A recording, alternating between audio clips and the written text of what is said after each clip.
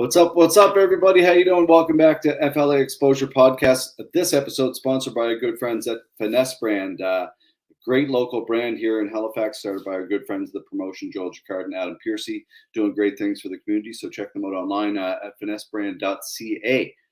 Super excited today to have a lovely guest, a person who's been, you can almost call her a super fan in some ways. She's always sharing, she's always supporting. She's just been a staple in this community since she moved out here on the East Coast quite a few years ago, and just ripping up the scene. She's a three-time submission kumite FLA grappling champion, amongst a champion in breakthrough grappling and other organizations, and on her way to big things coming up this weekend out in Hollywood, California. So super excited to have her on board. Sarah Wilson, the one and only. How are you? Thanks for having me. Of course. How's things?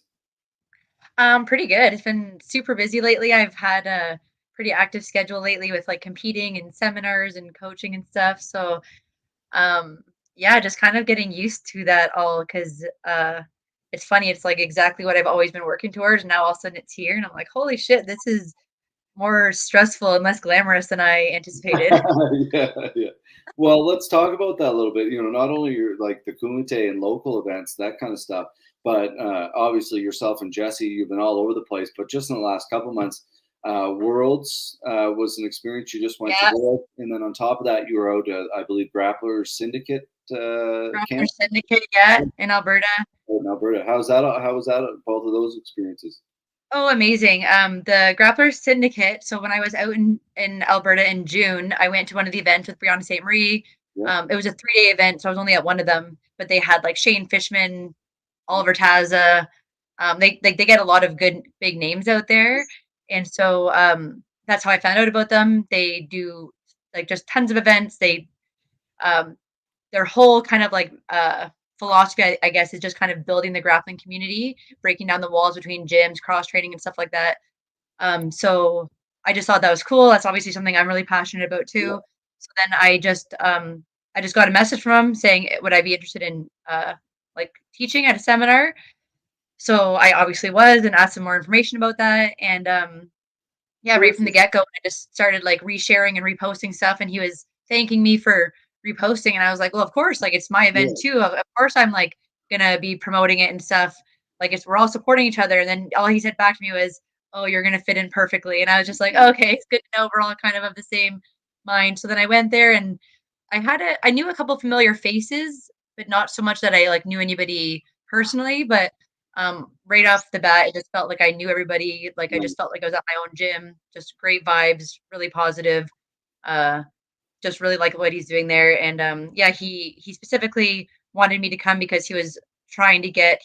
He makes a point of making sure there's women on every single event he does, which I obviously am like super supportive too. So I thought that was really cool that he brought me all the way from Nova Scotia to Alberta.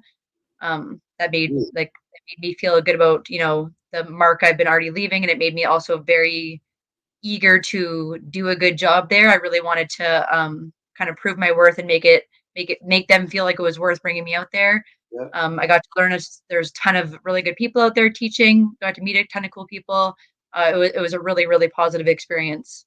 Awesome. But how couldn't it be? Like all those things you just said, like we're all just such positive things. Like, and anybody who's attending something like that is one of those people guaranteed that wants to move the sport forward, wants growth, wants to be involved in kind people, and that's the kind of people you want to be surrounded in this sport. Like, there's competitive people, but there's a lot of competitive people who can be super awesome in knowledge sharing and just good people. Like Shane Fishman, you mentioned him. There's no nicer person in this sport than Shane Fishman. And I haven't spoke to Shane in a number of years, but a wonderful human being. Who puts that together, Sarah? Is it Corey Guittard? No, it's actually Carter Haynes. He is out of grappling, Dark Horse Grappling, who is under Trevor. So, and that's where Charles trained. He was on one of our FLA cards out here. Yeah. So yeah, like I bumped into him. I met all these guys at the Dark Horse Grappling event that I competed at last year. So I had my first super fight against a black belt. We won. I won, but they said a lot of really positive things about our matches, about like just kind of the level of technical skill that the women's matches brought forth and stuff. So that's kind of how I got acquainted with all these guys. Mhm. And they're all just hilarious. Like they all are just like shit talking each other, but it's like in good fun. Yeah. Like I remember like they kept whenever I was teaching because I taught in the gi and then like no gi one day was one day for each. So they'd give me the phone each time to put the music on. And like if you know me, I don't really listen to much music. Like Yeah. I listen to podcasts and stuff. I don't like I obviously listen to music, but I don't have my own playlist and stuff.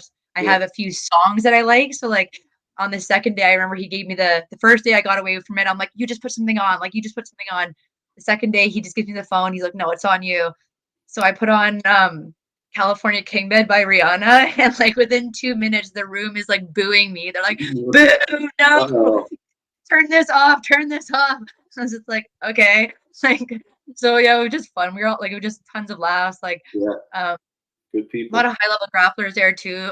The one guy I can't remember his name off the top of my head, John something. I think he had moved from Ontario out there, but yeah, he had lots of high level like techniques. Sam I had met before.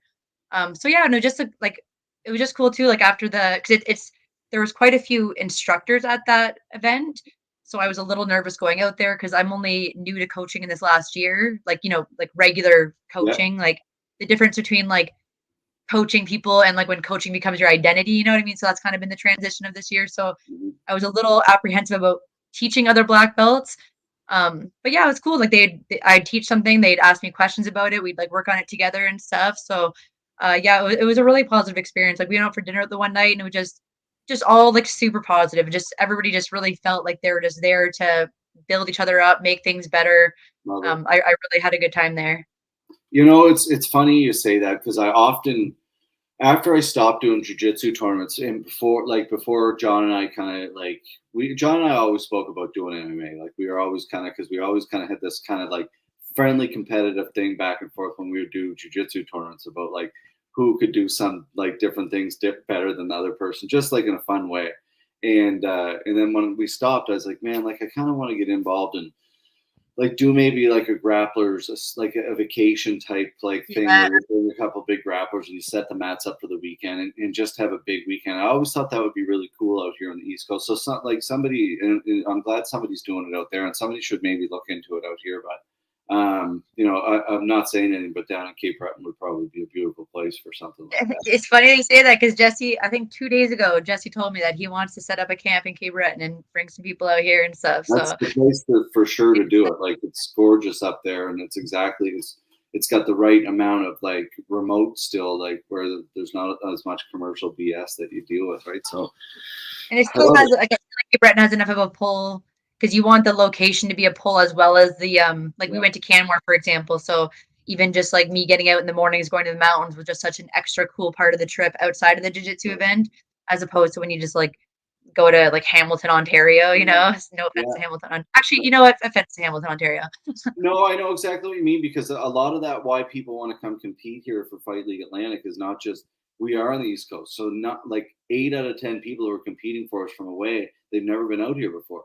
So it's the Yeah. experience, and a lot of times when they come out, they're like, "Man, like this is the best promotion by far," and it's like you guys treat people so good, and I'm like, "No, that's just how like we treat people." Like obviously, like we've been in the service industry a long time, and it helps, but like you just treat people how you want to be treated, and that's the way it is out here. Everybody's kind of, as they say, The East Coast does have an extra little like hospitality sprinkle in their day-to-day interactions as a baseline.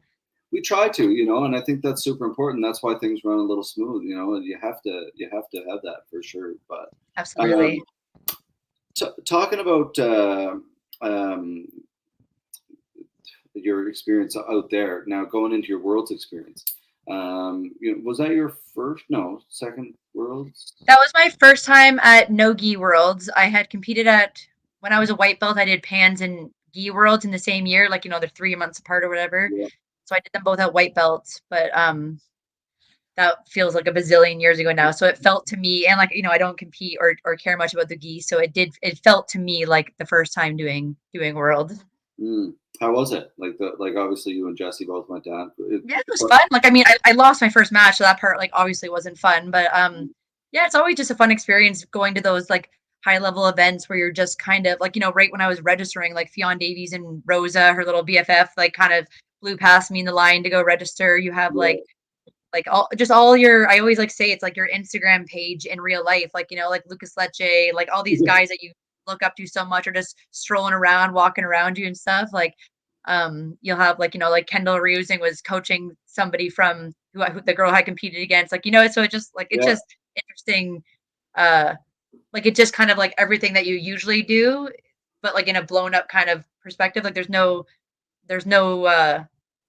different feelings, I say. Like, at least for me, that was probably the least amount of nerves I've ever had for an event, to the point No, where I was like suspicious and being like, man, like maybe I'm not in the right headspace. Like, shouldn't I have some kind of nerves, you know? Like, um, but I think also like it's my first, I don't get to compete a lot like of with people like my weight class, my mhm, like my belt, you know. yeah, I was competing in the adults, even though I'm like technically a master's, but like still I feel like I'm an adult still. So yeah. I felt like it was like, you know, a weight class, like a competition bracket of my caliber. So that did feel like it took some of the pressure off because um there's not like, yeah, like there's always just a bit more pressure when you're fighting For locally sure. against, you know, the lower belts or like people with less competition experience. Like you're just kind of expected to perform well, not even just Yeah, to win, but you're expected to perform well. yeah. Whereas in worlds, you can just kind of whatever happens just kind of happens. But it was It's crazy experience. There was 24 mats there. I think they said there's 2,000 competitors. Like it was an absolute zoo there. Um, but yeah, it was. We didn't stay for the black belt day. It always takes me like at least a good like 24, 48 hours to stop being bitter about losing. So I was just like, yeah, like, casino, at the casino, at the bar. Yeah, it's that's the thing. Those huge tournaments. That's a good way you put it there because locally there is a lot of pressure. Like there is like you're. It's a smaller thing and a lot more people know you.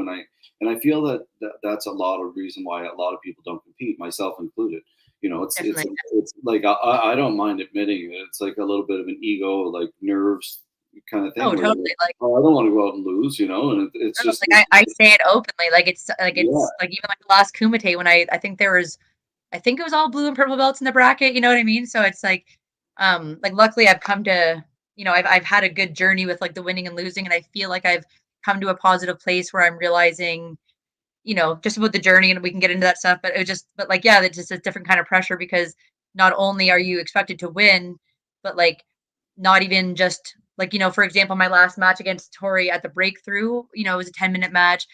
And like maybe people don't think it, but in my head, when I finish, I'm just like, oh man, everyone's probably thinking like, wow, she can't even sub a blue belt in 10 minutes, you know, like, yeah, so yeah. it just, and like, so there's just that extra pressure that you, Sure. that happens, and that's fine. Like there's lots of negative and positive parts about competing. So it's just a matter of how you are able to process them and how you reframe it in your mind to use it for something positive rather than let it be something negative.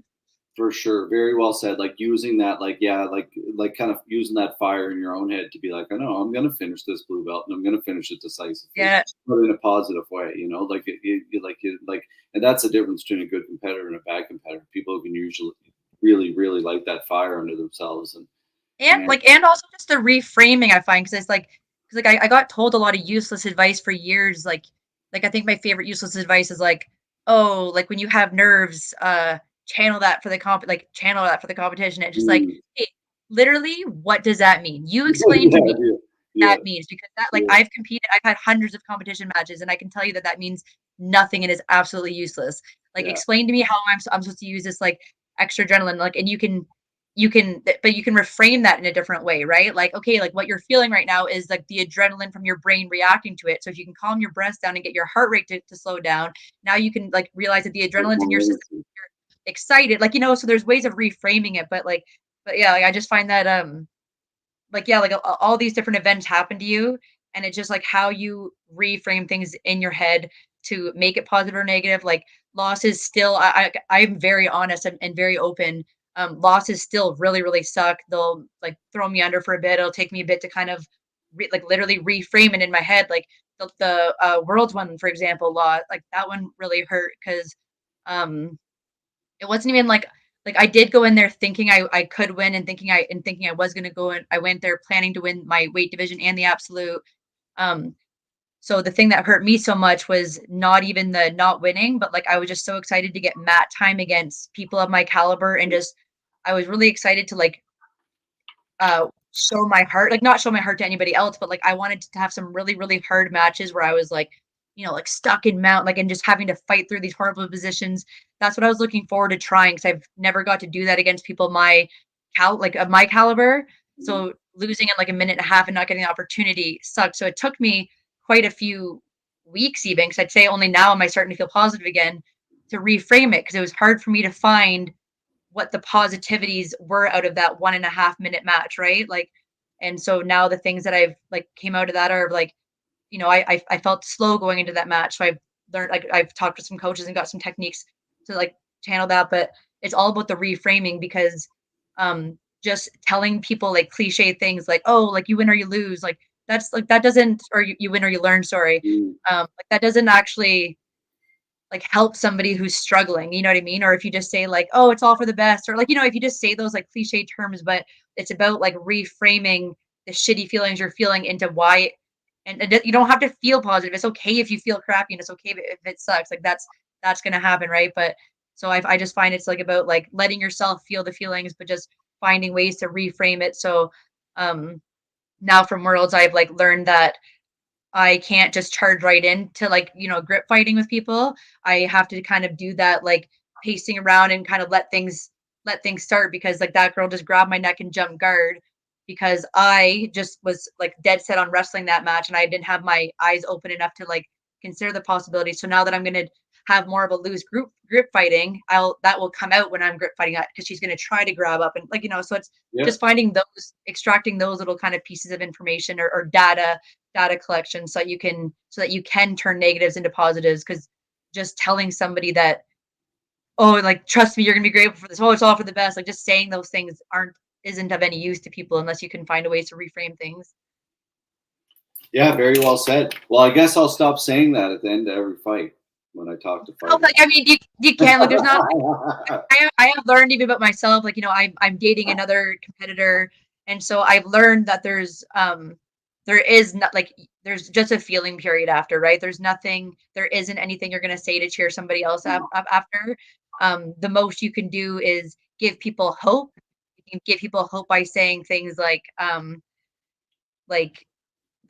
ideally true things, like saying the good things that they did. Okay, it wasn't like but and it sucks in a match like mine where I didn't do anything. I like she jumped guard on me. I was basing myself, and as I was getting her guard open, she subbed me, right? So like there wasn't Yeah. anything really good I did in the match. Like there wasn't really anything I could be like. There wasn't any of like the positive things you could take away. So that makes it just straight. Okay, well, like what are the bad things I learned that I can now stop doing, Yeah. right? So For sure. Yeah. Which is, bitter pill to swallow for sure. Like, it's that's the only way to look at it. It absolutely, 100% is the only way to look at it. my So, big like epiphanies of growth over this last year have just been about like kind of twofold, like about like I just used to see every event as like kind of like an identity check. Like, and if I won, okay, cool. Then my athletic identity is intact. I'm a good athlete. And if I lost, then like I'm a shitty athlete. Everything I yeah. do sucks. And every single event was just like was the final say. And it was actually when I lost a breakthrough match to Brittany Lodge, and it was just a really weird match. I just in the middle of the match, I just like stopped being able to breathe. Like it was just I started getting this weird like blackout thing when I was on Yeah. top. Like I remember like looking back at Jay was coaching me and he was telling me to backstep, and I was just staring at him because he's saying backstep, and as he's backstepping, like this black like hole was forming on his face, and I was just kind of Um, confused and like so then I ended up on the bottom at some point, and then I was trying to be, and I was like, okay, well, just breathe, like just let whatever happens, like let her posture go, just like focus on breathing. And like just couldn't get any air in my throat, like it was just the weirdest feeling, and so yeah. tapped out to just not breathing, right, and like that was a horrific experience for me because not even like the losing, because like all of that obviously sucks, but as an athlete, especially as a combat athlete, you train to like be tough in any situation and like Mm, all these things and like and there's other like mitigating factors that had happened at that time, but like are honestly just excuses like sicknesses, grief, all those kind of things. But because to me it was like it shouldn't matter if I had ran 10K that day. It shouldn't matter if I had already fought 10 times. Like I should be able to dig deep and fight, right? So that one really, really messed with my head for a bit. But then that was what started the journey, the blossoming of just realizing that like everybody loses. and losing always sucks, and there's just no way around that. There's no butter coating it. There's no processing. Losing is always going to suck, and like it sucks more when it's in front of people. It's it sucks more when it's locally, and like some people aren't going to be brave enough to keep putting themselves in that position over and over again. Yeah. And because it is shitty, like I'm saying, as somebody who does lose locally, who does lose the lower belts, like it is shitty. There's no like sprinkling way of being like, oh no, like you lose, like no, it absolutely effing sucks. And like, Yeah. so until you're just like seeing the bigger goal, like, so like after that event, I really started seeing it in that bigger thing. Instead of every event, it's like, no, I want to be the best in the world, which means I'm going to have tons of events, and every event I'm going to lose from. The win or the loss is just like the wins are awesome, the losses suck, but every event I'm learning from, and I have to keep stacking up these experiences Yeah. regardless of the outcomes to get better. So when I started seeing things more long term, then it's kind of helped me be like, have I lost since then? I guess at Worlds I did lose. But it has helped me just be like, it's more of like the long term thing. Like, so like, Yeah. if you set your sights in like a 5-year goal, then the loss this week is shitty, but it doesn't mean that the goal 5 years from now changes, right? So Yeah. that really helped me a lot. And it just really made me realize that like the real, and like sometimes you'll see those like cliche quotes and they don't really mean much until you realize like the lesson behind it. And like, it's like, oh, like, just about like how everybody stumbles, but it's who gets back up. But I just kind of have realized that it's like, yeah, like everyone's gonna lose, and like the loses suck, and like, but if you're brave enough to just be like, yeah, everyone saw me get completely humiliated, like I can't even look at myself in the mirror, but like I'm gonna go train tomorrow, I'm gonna do this again. Of Like, course. you know what I mean? Like, you think that I Listen, felt good the next time I went and competed against a blue belt, or next time I was on the breakthrough stage? No, of course I'm like, hope to God I breathe through this match, yeah. but it's Yeah. like, it's what you got to do if you want to be the best, or even just if you want to grow, let alone be the best. Exactly. It's no. That's the thing. That's one thing in combat sports a lot of people miss. Like when it comes to team sports, athletes are very different. I was brought up in team sports where it's a long term outlook, and it's a little bit different. Like you look at a hockey player, for example, the minute they get off that ice, even if they lost the game, they're on the bike with the other people. Not everybody's on the bike. The other people might be stretching.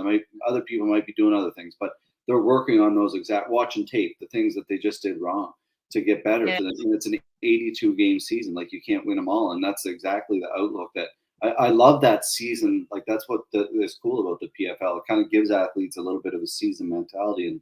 And I do yeah, like that. And we don't have a season, but we're trying to kind of sell it like that a little bit. And because it gives people, like, that's one thing on the East Coast people haven't had before, where our events were great, and in other grappling events that are doing our MMA events, consistency is key, and that's how a whole community grows. You can't, like, it has to be consistent. Like an yeah, athlete being consistent, showing up to the gym to get better. You don't get better if you're not consistent at the gym. So this all segues into da, da, da, da. I'll let you announce it, but a huge event coming up here next week, and obviously you broke the news on social media the other day. The first athlete for the East Coast representing in the East in the EBI. How's it all? yes. Tell us all about it. Yeah, so December 28th, Medusa 5, the bantamweights in Hollywood, California, with Eddie Bravo. The combat jiu-jitsu event, it's a 16-woman bracket, headlining with a 125-pound super fight combat jiu-jitsu as well. So a ton of matches. I've been following combat jiu-jitsu since the very first event came out. I've just thought it's such a cool concept, especially like the whole concept that Eddie Bravo had when he put it out there was that it keeps jiu-jitsu honest. It doesn't let people who like the ineffective jujitsu stuff that wouldn't work in real life situations, like self-defense situations. It doesn't really let that stuff fly anymore because you have to be protecting yourself at all times. So even now that I'm in the gym training combat jiu-jitsu rounds, it's crazy. I didn't think it was going to change my game so much, but like there's so much, like the entire way I play guard is now changed, just for, like, obviously just for this rule set, because you can't play that loose stuff anymore. You have to be tight, right? So yeah, I've always thought this rule set was cool. I've watched all the events. I've been messaging them since before their first event, trying to get on the card. I've messaged you trying to ask you to help me get on that card before. Yeah. I've tried everything to try to get on these cards. Um, it was funny when I got the offer, I looked back at my conversation. So it was December 2021 that I started messaging them. So it took Nice. 2 years for me to for it to come full circle, to come around. But yeah, it's here. And then so they put up the next post. they're like because I think they kind of do a mix of they seem to recruit a lot of the obviously 10th Planet girls, people from previous brackets. Plus, they always put out little posts saying who's interested and just kind of see whose crowd response they get. So they did that this time. I'm assuming that's where they got my name from. There was lots of other big names on there, like Feather, like the Maverick from the UFC. Like there's like lots of black belts. So like when I was looking at all the names who were commenting, I was just like, oh yeah, like once again, they're not even gonna care about me. Funny enough, belts. They don't have 3 Kumite belts. so what's interesting though is that the day before they posted that, because like the pin feature on Instagram where you can pin things to the top of your page. I've never used that before. It always just like seems like something that like famous people do, and I was like, no, I'm not. Anyway, so the day before they posted that, I had actually pinned 2 of my FLA, like me getting the belt, me and that like a picture of me at the end with all the blood and losing my tooth, and then a picture of me with all my belts. I pinned those 3 pictures. So I'm not saying that that's the reason why I got this promotion, but like I'm assuming that because it was Eddie Bravo who messaged me, like who DM'd me personally, right? So I'm assuming they must look at your profile, get a quick little picture, right? So I still don't know. I'm like, I wonder like if the outcomes would have changed if I didn't have those 3 pinned pictures there. Like you don't know, right? But anyways, so I had put my name there, put it on my story, asking people to go put my name there too, which a lot of people do. So that wasn't anything uncommon. And then it was like later that night I got a message and it was just a picture, like the post got sent to me from Eddie Bravo and it just said "you in?" ? Smiley emoji. That's all he said, "you in?" I was just like, yeah, like, and so then I think like a week had gone by and I still hadn't heard anything. So like just as a side note, like Eddie Bravo is one of my first kind of like heroes in the sport. Like I got my first gym that I trained at was very traditional. Like, you have to wear a certain uniform, you have to bow in, you have to bow to the pictures, like, and I never really vibed with that. So Eddie Bravo was just a well-known person at the time. He kind of like represented to me the non-traditional, non-conformist way of jiu-jitsu. I had read his books. I was a lockdown player from white belt. Like he smokes a lot of weed. Like I always just really looked up to him. And so, like, so for, you know what I mean? Like it was a big deal. I'm like literally like running across my house, like squealing, like just losing it. And so then after a week, I hadn't heard anything else. So I'm going back and forth because I'm like trying so hard to play it cool. Like even when he messaged me, I was like, yeah, totally. Thanks, Ed. Like, that's good. And so then after like a week, I hadn't heard anything. And so I wanted to like, cause even like, I know enough from like dealing with you guys and like me and you have like kind of talk on the side. I know how much stuff you guys deal with that you don't like, it's not helpful for athletes to be messaging 100 questions all the time. So I tried to hold back, but then I was like, man, what if my spot gets taken? And it was cause I was too shy to message Eddie. Right. So I messaged him again. I was like, hey man, I haven't heard anything. And he was just kind of like, yeah, like it's coming down the line. Thanks for your patience. And I was just like, as long as I know that like 100% my spot's there, I will literally just like, I will say nothing else. And he's like, 100% you're in. So I sit back. I still haven't gotten like the rules, any information about the weigh-ins, where we're staying. Like I still haven't gotten any information, but I said that if I found out I was in, I wouldn't ask any more questions. So like there we go.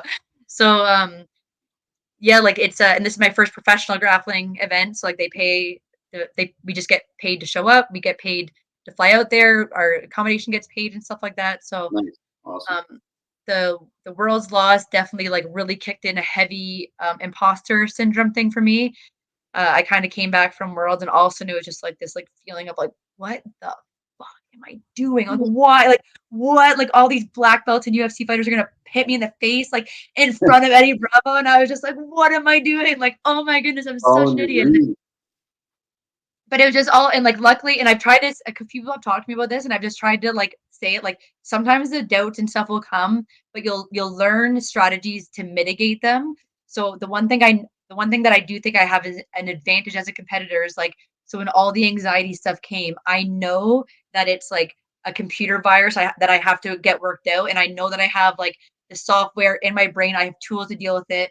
It takes about a week to get the voices to calm down, but it's really hard. Sometimes when you hear them, like, then you'll start like daydreaming about injuries and hoping that you break your leg so you don't have to go. Like, like all those kind of things that can happen. So I'm starting to get those calmed down, and just, yeah, like focusing on like the key things are like, A, have fun. Like, just always like I have a mind coach, Brooke. She's like one of my sponsors. Brooke is fearless. But she was one of the ones who really got into me about, like, after the match with uh the one that I lost that I was talking about earlier against Brittany, took me a bit to like find the fun again, So A, finding the fun in your events. And that can just be as small as like, because even when she said that to me, I was like, well, sometimes I know that things are supposed to be fun, but what do you mean? It's like, so you just like slow down, feel the moments, like feel what you're feeling. And then B, I just always remind myself that whether or not it blows up in your face, when you do hard things, you become a better person, you become a better athlete, your mind becomes more conditioned, you're more conditioned to handle more struggles in your life. It's like sports or non-sports related, it improves you. So like you don't have to win, you don't have to have a good performance to do things better. Sometimes that just helps me like take some of the pressure off. And third thing is just like, maybe you can be the best, maybe you can impress everybody, maybe you can impress yourself, and like you won't know until you try. And so I'm just,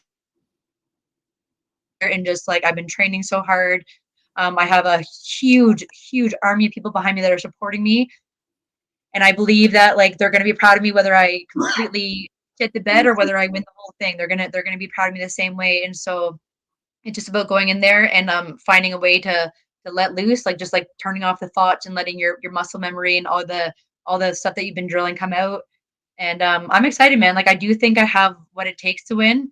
I don't think I'm stepping up for this tournament. I think I'm against people that are of my caliber. There's somebody in the bracket who I've beat before. When I won the 145 subs on the shore $1,000 bracket last year, the girl I had the gold medal match against is in this bracket. So I'm not outclassed. I'm against people of my caliber, even though I don't have the same belt as them. So yeah, I'm excited. It'll take 4 matches to win. So I'll have lots of time to just kind of get my jiu-jitsu out and show people what I'm made of, and show them what the East Coast has got. Love it, love it. And that 4 matches for you is not something that you're not used to, right? Like you've been through this format before. 4 matches to get to the final, I believe, or maybe not. Maybe it's been 3 or 2. 3 for the Kumite. Yeah, in general, I don't like. That was another thing I was excited about the Worlds for, is because like I don't usually just like, and it doesn't matter if I'm in local tournaments or what. Like it's hard for me to get a lot of matches in a day. It doesn't matter where I'm competing against. It's just hard for me. So I was same thing for Worlds. I was just like, cool, I'm gonna get to compete a bunch of times in one day. Who cares if I win? And it's like, oh, you won't win, and you won't get multiple matches.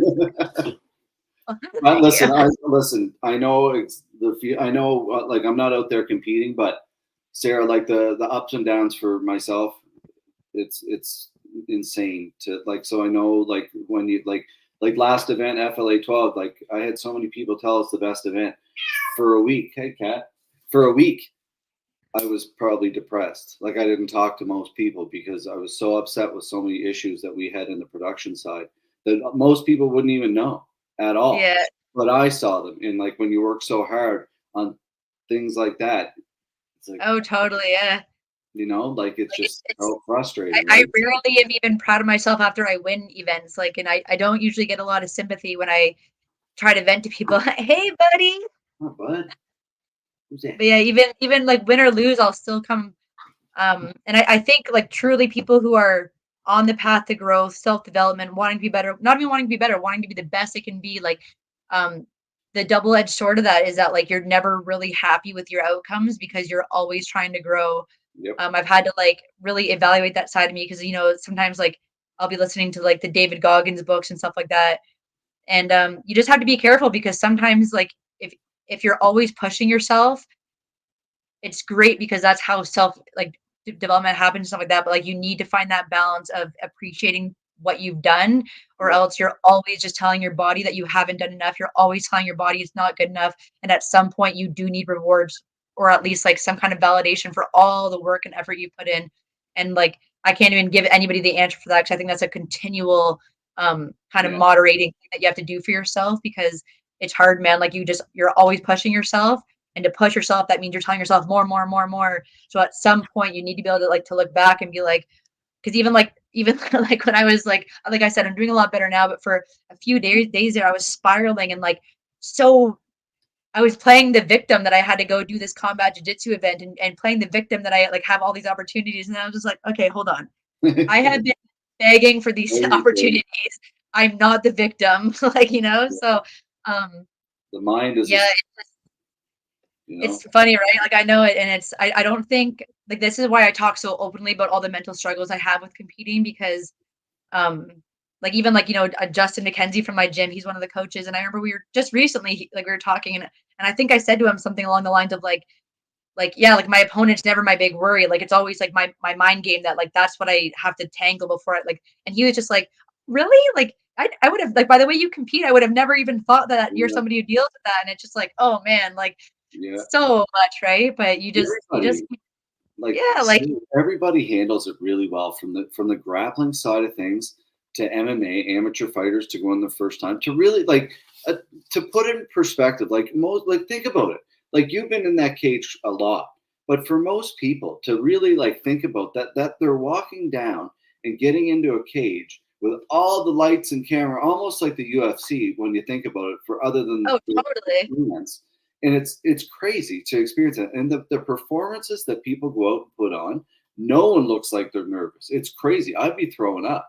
It's Well, it does, amazing. like, usually, but you'll never know, I like my, so do you remember the last, not this company, the last one, me and Charlene fought for gold. I don't even think I've ever said this out loud before. Like, I've said it out loud, just not, I don't think, like, Charlene or anybody knows about it, but that was a hard day for me. Like, my first match was at, like, 9 in the morning, my last match was at, like, Yeah, 10 at night.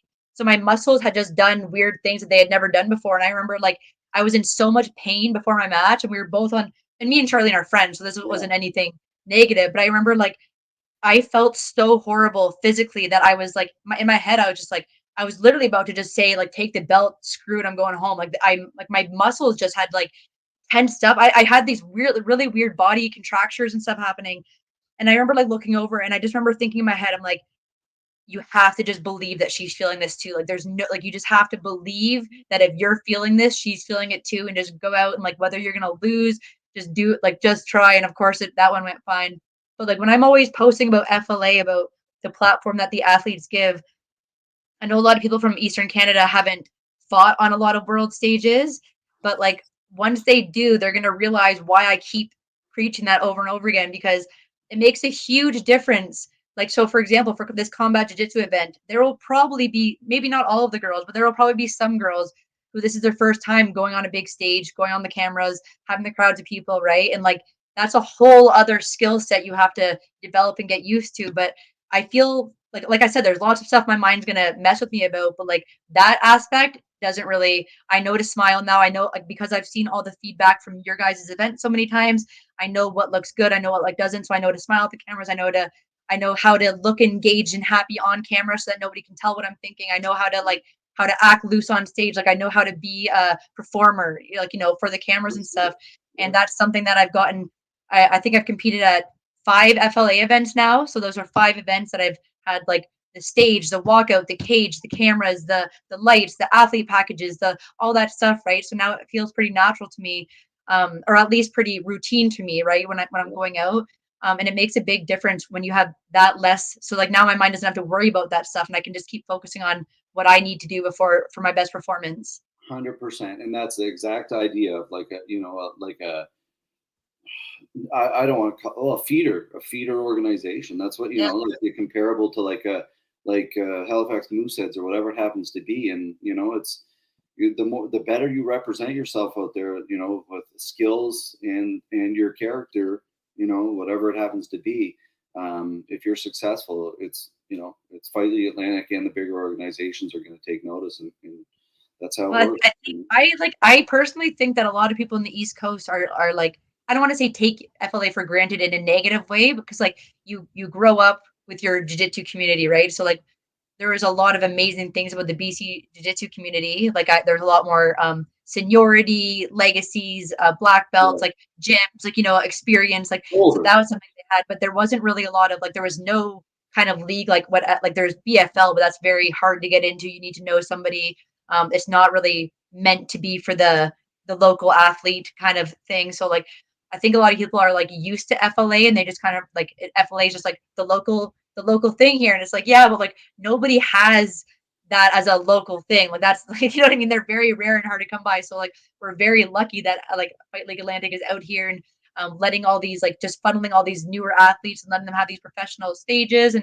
And then like as somebody who seeks out and has gotten some bigger opportunities, you need a portfolio and a resume to do that stuff. Your social media is really all you have, and that gets built through posting content, right? And you can only post so much yourself. Even like posting pictures of you holding up medals and belts isn't that much. So when Fight League Atlantic is now feeding us all this free content made by high level videographers, editors, all that stuff, it just like I feel like people don't understand like what like the value of this stuff that people have to pay like so much money for.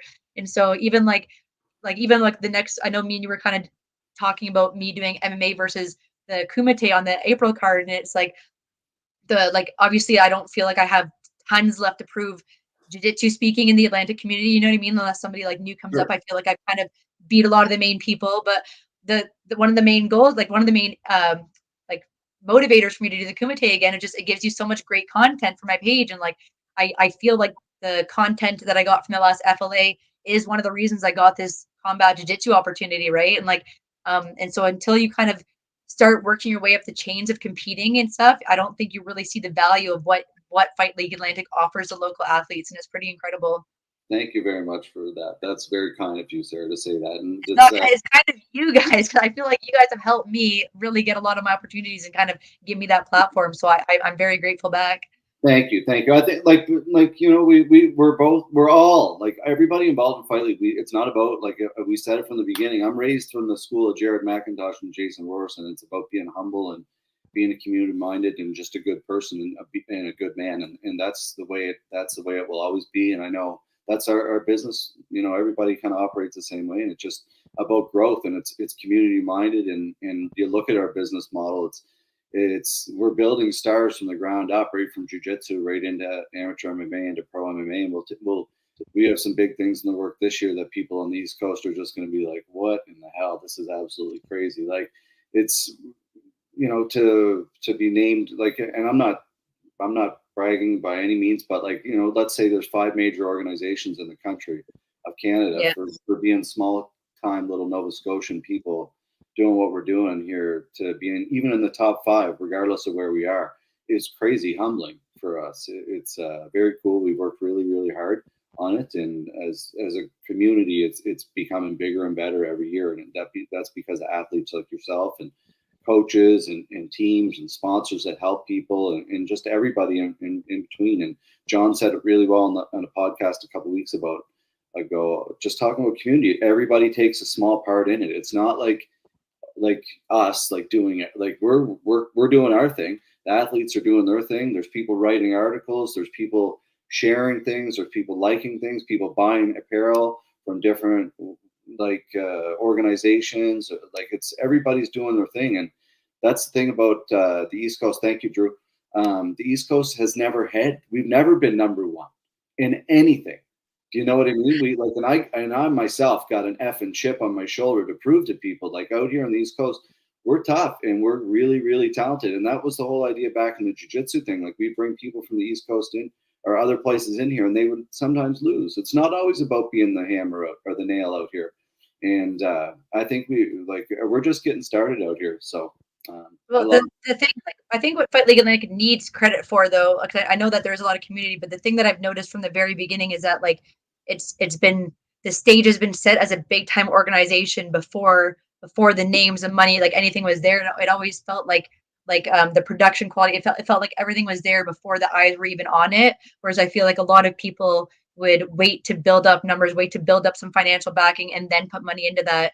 And it's been obvious since the beginning that you guys have just put all the money into making sure everything was top tier, and you started at that standard and then move forward. So it never ever felt like a beginner thing. It always felt pro. Like I've been on other pro events, and nothing ever feels the same way that the Fight League Atlantic ones do. So once you guys like inevitably are gonna keep blowing up on the trajectory you are now, it's gonna be crazy to see, because you guys already have all the kinks worked out, right? You guys are already a professional high level organization, and you have been since the very beginning, right? So by the time that you have the millions of eyes on you that I'm sure are coming your way, it's going to be just a well-oiled machine by then.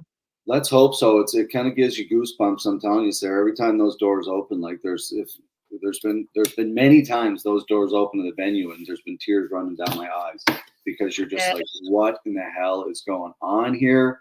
what is it? What am I about to do? Like, this is insane. Like, it's overwhelming sometimes, and Oh, it totally. I is know what very you mean. cool. It's very cool Yeah. where it's all going.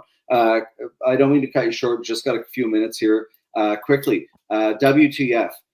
Again, talking about growth. You've been instrumental out here taking that over. Obviously, Courtney Pratt was a big part of that, started it off. And tell me all about it and just how it's been going. You're doing like kind of monthly get-togethers and open roles, which is awesome. And it's super important for growing, again, that part of the community.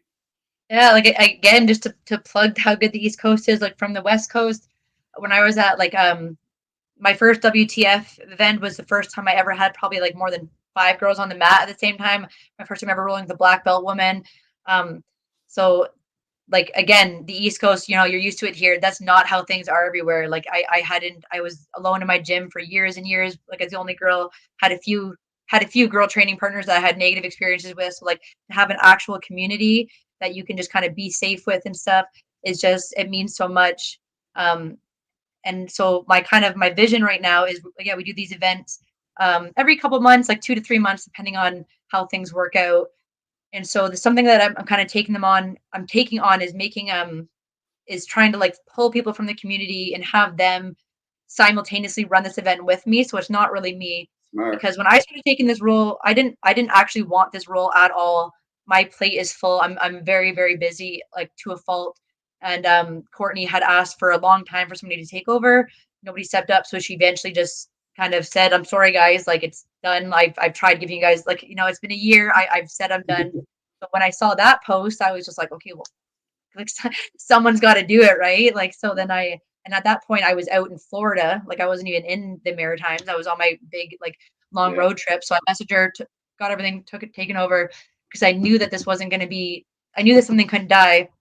So now my big thing is now turning this into more of a community based thing. So I know that I'm like kind of the brain behind making things work. But like I say this at every single event now, that like we can't have a community organization that is based off somebody running it. Like, right. So like what if Courtney didn't get a replacement? So now we just don't have a women's community anymore. Like what if Yeah. I get hit by a bus? There's not a women's community anymore. Like Yeah. this has to be built from the ground up. So and everybody's been and I just been putting it out there, right? I've had to learn. So since this role fell in my lap, I've now like I had to really get out of my comfort zone to become a leader, to reach out for sponsors, like do all these things that I do not like doing. But it's surprisingly enough, I've now really embraced these roles, and I'm growing so much, and it's like a whole other dimension to myself. So now I'm trying to like Cool. pass on that specific learning to all these girls in the community. So now when we so like, you know, the last one we did in at Marmac and Truro. So we had 3 girls. We had a group chat with the 4 of us, and we all planned it together. We all like brainstormed, had different things. They all were responsible for running different parts about the event. So now they all have experience like leading something. They all have experience like, because the same way with me, once I was given the leadership role, then I kind of was Yeah. like, oh, I guess I am a leader, you know? So I'm trying to do the same thing in every community. So now when I leave, there's now 4 new women leaders in that community that, like, I'm not saying that they weren't before. They're all very No, no. skilled, Yeah. Yeah. Yeah. knowledgeable women, but just kind of like feeding up those, like building those kind of types of women, like building up those qualities in the women so that the community still remains after the WTF event is gone, right? Um, so and now going forward, we're going to try to have more like, you know, being paying. I have big things in the work for next year, so we're hoping to be releasing like some rash guards and stuff so that we can have an income source to start getting some paying people to do seminars, whether that's bringing big names in for some like rare events. But I'd like to start paying women from our communities to be doing these events. Start giving, like for me, Carter giving me that seminar was a big opportunity, because it's hard to get a seminar until you've done a seminar, right? Like you kind of have to have, it's like the chicken and the egg thing. So I want to start like giving these women seminars, giving these women um, their first kind of like like crack at stuff. So now they have that on their resume. They can now put that on their online profile. So now they're, you know, stronger Yeah. leaders in the community. So yeah, we're going to keep building this. If anybody ever wants to help donate, not even money, but like prizes are a big thing. I always canvass the community for just to kind of help build the local awareness. Every event, I tell the girls how important it is to kind of build these relationships. I encourage them to make sure they're following, tagging all the people that are sponsoring us, because same thing. We're just helping each other grow. And I think that it can be really nerve wracking to coming to like putting your foot in the door for the first time. So I try to make these events as bright and engaging and as easily accessible as possible. Cause I feel like if we can just get some brand new girls in the door for the first time, they get to start on that lifelong adventure that I know, like, it's pretty much everybody, in the sport, you can say it's changed their life. So we're just trying to keep paying that forward. 100%. That's it. It doesn't take much other than a pair of shorts, t-shirts, and a great attitude to love jujitsu and be part of the community. So good on you, Sarah, and good on you for taking over that role and just continuing to be a leader in the community. And good work to the team at Merrimack and everybody over there. I did see everything went really well, so that's awesome. Yeah, and thank you, Fight League Atlantic, for sponsoring us and always supporting every event we put on. We'll always be a sponsor, no question about that. Paul Harnish, speaking of good people, and Tim, just message there, Fight Inside Podcast, give them a follow. The apparel is no joke, but I'll tell you what also is no joke. We got a big announcement coming up in January, bam, bam, bam, with some new apparel. Oh, that's funny because I just saw another company say they have a big announcement coming out in January. I wonder if those two announcements are related. Possibly. You just never know what's going to happen. You never know. But yeah, okay, awesome, Sarah. Well, I want to thank you very much for taking the time to join us and wish you all the best. I know you're out west right now and heading to California very soon. But I'm in Cape Breton, baby. What's that? I'm in Cape Breton. Oh, I thought you were flying. I read that. I'm teaching kickboxing tonight at 5:00. Be there, be square. You're obviously not in BC then. So, all right. I fly out Christmas Day. Gotcha. Okay. Well, lots of love from FLA, Team FLA. Thank you for all you're doing for representing our brand and just being a great person overall, as well as Jesse and the whole team down there. You guys are great people. So wish you all the best. Fly safe. And any final shout out sponsors you'd like to give to anybody, and how can everybody tune in and check Sarah out next weekend on Medusa? Yeah, so the Medusa is going to be on the UFC Fight Pass, so please tune into that. All my sponsors: BC Kimonos, FLA, Fight League, FLA Grappling, Brooke is Fearless, Warm Weather Painting, Grappler Soap, Acadia Sheet Metal, WTF BJJ, and Sparkle Bay Beauty. Those are all my sponsors who have been supporting me for this fight camp. And yeah, we're really excited to do this again. Yeah, let's do it, baby. Love it. And shout out to your sister, the ultimate super fan. Thanks for the follow, Beth, and thanks for all your support. Awesome, Sarah. Go get the win. Happy holidays to you. See ya. Bye. There you have it, folks. Super good interview. Sarah's an absolute gem. Fantastic person. Just an absolute doll. So go get the win. Thanks for supporting the East Coast. And everybody, last podcast, last thing we're going to do here before the holidays. So lots of love to everybody. Thanks for all your support. And yeah, keep tuned into social media for some major, huge announcements as we move into 2024. We love you.